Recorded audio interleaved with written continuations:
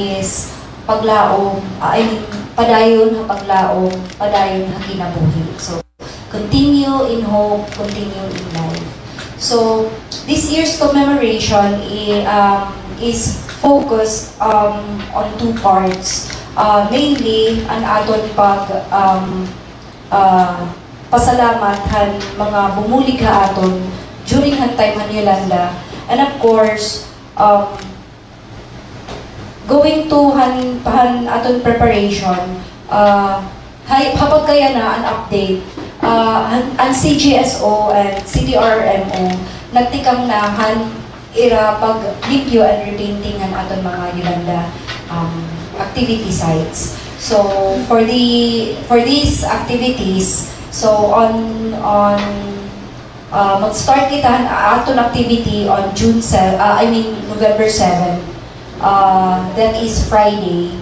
So we will start our activity with the Holy Sacrifice of the Mass at the Alibong Shipwreck Memorial at 4:30 p.m. So on Saturday, that's November 8, at 8 a.m. naman, we will begin the day with the 12th Yolanda commemorative run. So, amin ni ang tinatawag na ng Run to Remember.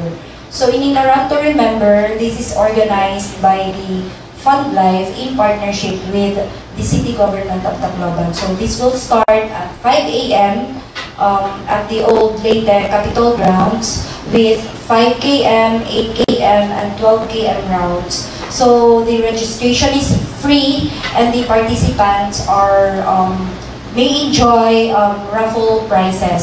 So, along with this, since free hiya ang registration, ang mga gusto bumulig, you may visit an official Facebook page, Han Fund Life.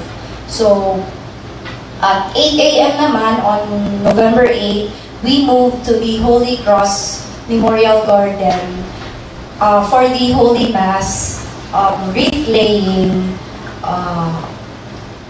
blessing of the Mass grave, and of course, with special message from our City Mayor, the Honorable Alfred S. Romualdez.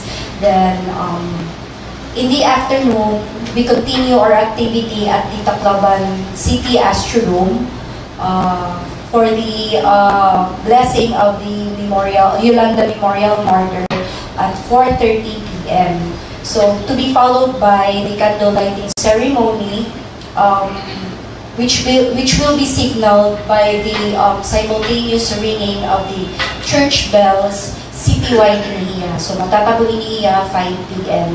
So, currently, we are coordinating with Tomeco for the final route and the traffic plan for these activities on November 7 and 8, which will soon be posted on their official Facebook page.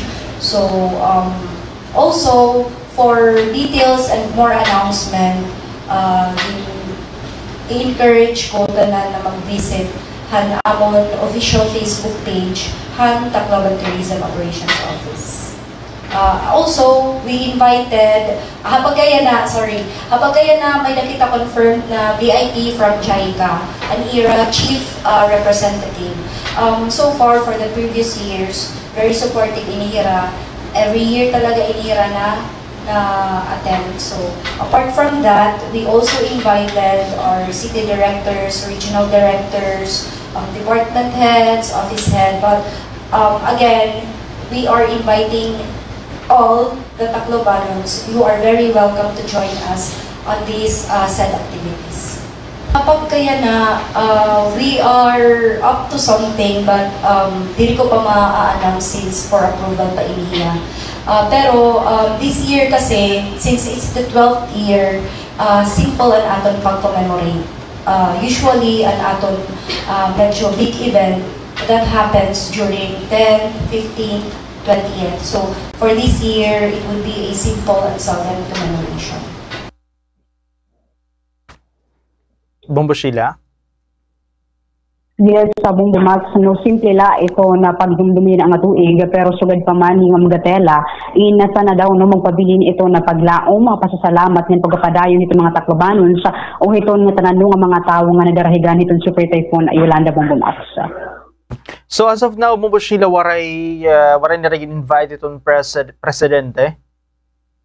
So far yan, Bongbong Max, ini nasabay nga ni Kanam Gatela, ininwaray pa, no? Pero nagalaom heran, no, nga mabisita gihapon ito na aton presidente nga di. Nga also, ini na may ada gihapon na bag-o, no, nga mga aktibidades, no, nga dire isugan aton mga na hikaraan, no? Pero ini proposal pala ito, so dire pagudi disclose sa yan na hitong Tourism Operations Office, Bongbong Max. May information ba, Bombo Sheila, kung ano ba, di-declare ni holiday or waray klase, although it's a Saturday ito November 8, pero kasi may mga ibang may klase itong Sabado. So may mga sugad ba ito? Oo, yan na, Bongbong Max, waray pa, no? Waray pa hirap pag-disclose ng informasyon kung magiging holiday ba ini para ito na mga